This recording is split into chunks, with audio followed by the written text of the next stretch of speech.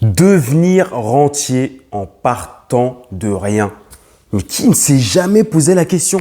Qui n'a jamais fait des petites recherches? Dites-moi en commentaire si vous l'avez déjà fait. Devenir rentier, possible, mais en partant de rien, c'est impossible.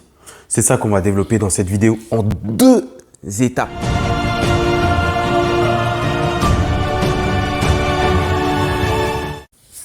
Première chose, mais qu'est-ce que c'est être rentier? Moi, personnellement, après vous êtes peut-être plus intelligent que moi, j'en sais rien. Personnellement, moi je me suis dit, c'est un gars, une femme, hop, la personne achète des apparts. Quelques mois après, il est rentier, il n'a plus rien à faire, il gère un peu ses biens et voilà. Je n'imaginais pas la portée du truc. Nous là, on a fait plus de 1 million, comme je vous ai dit. Je vous invite à regarder une autre de mes vidéos. Plus de 1 million d'investissements immobiliers sur 1 an. Mais je suis loin d'être rentier. Je suis là. Rentier, c'est là où vous n'allez même pas voir dans la vidéo. C'est là-haut. Pourquoi? C'est quoi rentier? Prenez des notes. Prenez votre stylo. Prenez votre stylo. Faites pause, allez-y. C'est quoi rentier? C'est vivre de ses rentes. Vivre de ses rentes, c'est quoi? C'est vivre de ses actifs. C'est quoi des actifs? C'est des revenus qui ne sont pas issus de la rat race. C'est-à-dire que votre revenu n'est pas lié, l'argent que vous gagnez n'est pas lié au temps que vous y passez. Quand vous êtes salarié, vous travaillez 5 heures, vous êtes payé 5 fois votre taux horaire. D'accord? Rentier, c'est quelqu'un qui vit de ses actifs, de ses investissements. Ça peut être immobilier, la bourse, des placements, SCPI, etc., etc., etc. Donc, rentier, c'est quelqu'un qui vit uniquement de ce type de revenus. Déjà, ça, c'est une chose. Ok? Deuxième chose, il y a un seuil quand vous êtes rentier. Quand je vous dis devenir rentier en 6 mois, ça veut rien dire. C'est comme je vous dis, dans 6 mois, je veux courir vite. Mais à quel point tu veux faire le 100 mètres en 9 secondes? Ça veut rien dire. Parce que quand vous êtes rentier, il y a une question de seuil. Il y en a qui seront rentiers à 1 000 euros. Il y en a qui seront rentiers à 2 000 euros. Il y en a qui seront rentiers à 4 000 euros. Donc, il faut une notion de seuil, connaître le seuil. C'est-à-dire qu'on ne peut pas évaluer le temps que quelqu'un va mettre pour être rentier. Ça dépend du seuil. Donc, dire 6 mois, 1 an, ça n'a pas de sens. OK? Troisième chose, la gestion. Une fois qu'on a acheté tous nos apparts, etc., qu'on est rentier, c'est possible. Hein? C'est possible. Mais qu'est-ce qu'on fait de la gestion? Qu'est-ce qu'on fait des biens? Qu'est-ce qu'on fait après du cash flow? Qu'est-ce qu'on fait quand on a amorti tous les travaux, tout ce qu'on pouvait, etc. Quand on a plein d'impôts, qu'est-ce qu'on fait? On n'a plus le même cash flow qu'au début. Donc, c'est-à-dire qu'on baisse son niveau de revenu. C'est pas fini. C'est pas fini. C'est pas genre on achète des apparts et après c'est terminé. Moi, je pensais que c'était ça. Désolé, hein, j'étais débutant. J'avais jamais investi. Moi, je pensais que voilà. Bah non, c'est pas ça. C'est beaucoup plus compliqué que ça. Prenez encore votre stylo. Il faut gérer la gestion après. Notez. La gestion du cash flow, des encours qui diminuent. Il faut gérer tout ça. C'est pas on achète des appartements et c'est terminé. D'accord? Dernier point aussi auquel je ne pensais pas, que je pense maintenant qu'on a investi, la question de la partie différée. Donc quand vous achetez des appartements, donc nous on fait de la coloc, on fait de la LCD, on fait de la longue durée classique. Donc on a des studios dans notre maison. Je vous expliquerai ça dans une autre vidéo. Il y a la partie différée. Donc là, vous avez un cash flow, par exemple, vous avez une mensualité à, je sais pas, nous on aura une mensualité à 191 euros. C'est même pas un exemple, c'est véridique. Je vais avoir du cash flow. J'en aurai plein de cash flow puisque je suis à 191 euros. Mais dans 3 ans, quand je vais payer la vraie mensualité à 1000 euros, est-ce que je peux dire que je suis rentier maintenant ou en 6 mois ou en 1 an? Vous vous rendez bien compte que non. Puisque les revenus que j'ai maintenant seront supérieurs à après. Donc, soit je sais déjà, j'anticipe déjà que je vais gagner moins plus tard, ou j'anticipe pas, je dépense tout le cash que j'ai, et après mon niveau de vie va baisser, forcément. C'est pour ça qu'on ne peut pas être rentier vite, parce qu'il faut qu'on soit dans la mensualité max, pour se dire, bon, voilà, le cash flow que je touche, l'argent que je touche en net, c'est ça que je vais toucher tout le temps. Il n'y aura pas pire. Mais après, il faudra arbitrer le cash flow, etc. Donc, il y a aussi ce problème-là. Donc, vous vous rendez bien compte ce que c'est la notion d'être rentier. bien mesurer la portée des mots. D'accord? Bien mesurer la portée des mots que l'on emploie.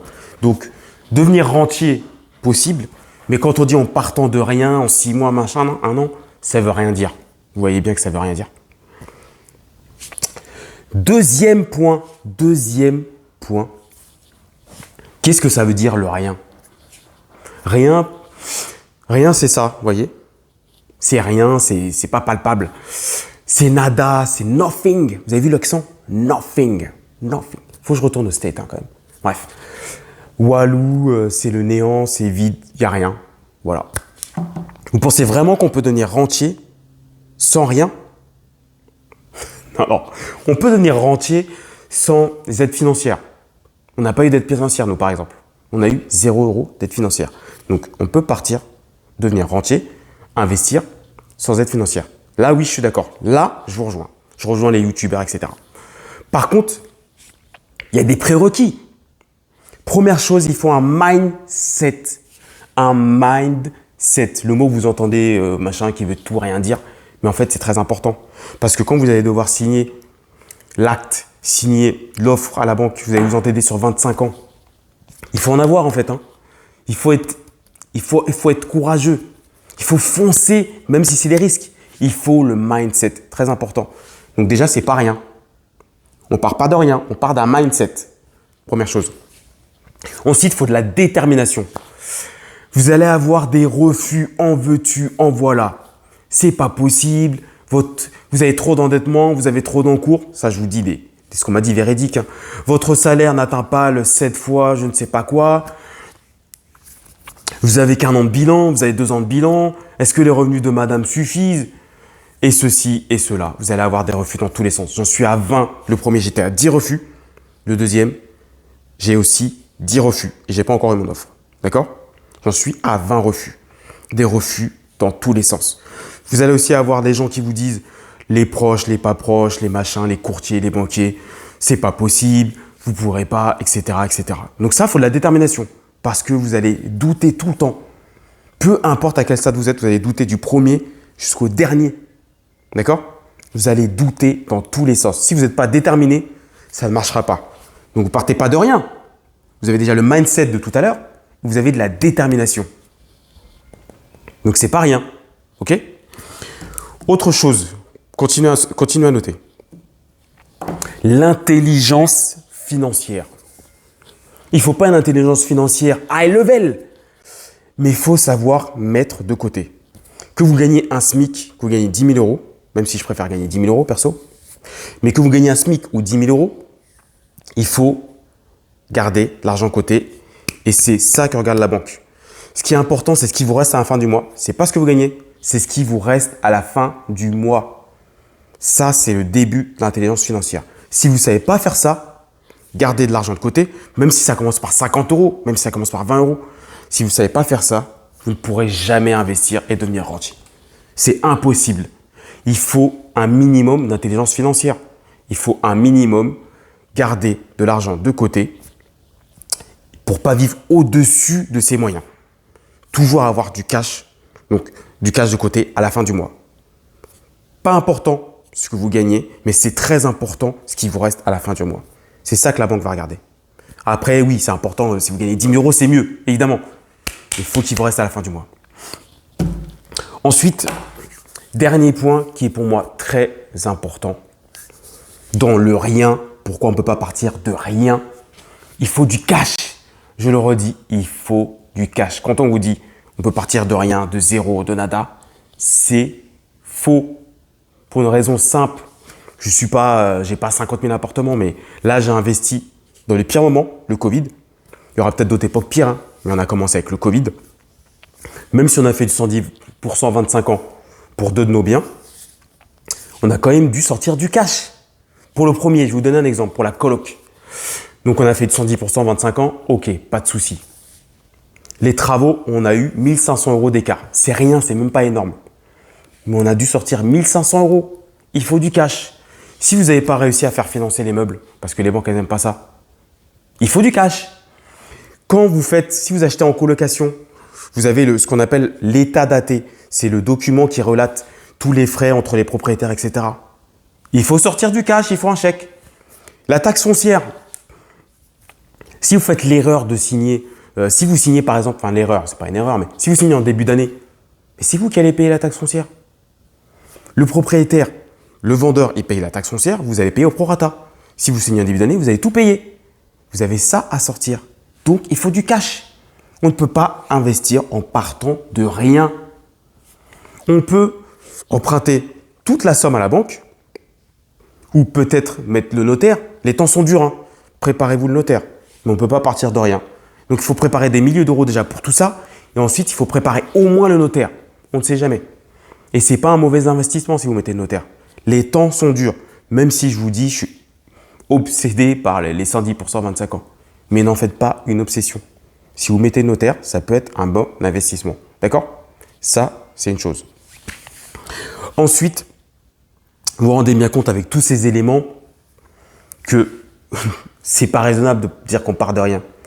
Donc, quand vous entendez on peut devenir rentier en 6 mois en partant de rien, c'est impossible.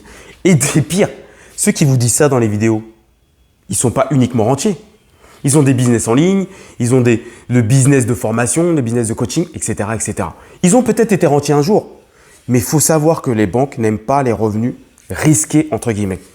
Donc, si vous avez 100% de vos revenus qui proviennent de vos rentes, vous allez sûrement, si vous voulez enchaîner encore une fois, quand vous devrez arbitrer, vous allez devoir sortir du cash, mettre beaucoup d'apports. Donc, vous voyez bien qu'être 100% rentier, c'est pas évident parce que les banques, elles n'aiment pas les revenus comme ça. Elles n'aiment pas ça. Donc, c'est pas évident. Voilà, j'espère que c'était clair. Donc, vous aurez retenu que c'est possible d'être rentier. J'espère que vous avez bien pris des notes, mais pas en partant de rien et que vous avez bien noté les différents points qui permettent d'y arriver. En combien de temps? Mais j'en sais rien, ça dépend de votre seuil. Je ne peux pas vous dire ça dans la vidéo. Même si vous êtes 2 à regarder, mais vous 2, je ne sais pas ce que vous voulez. Je ne connais pas votre seuil. J'en sais rien. Et encore, si vous êtes 1000, je n'en sais rien. Je ne connais pas votre seuil. Donc, je ne peux pas vous donner une durée. Donc, ceux qui font des vidéos en commençant, en 6 mois, 1 an, ce n'est pas sérieux. OK? Voilà, c'est tout pour moi pour aujourd'hui. À bientôt.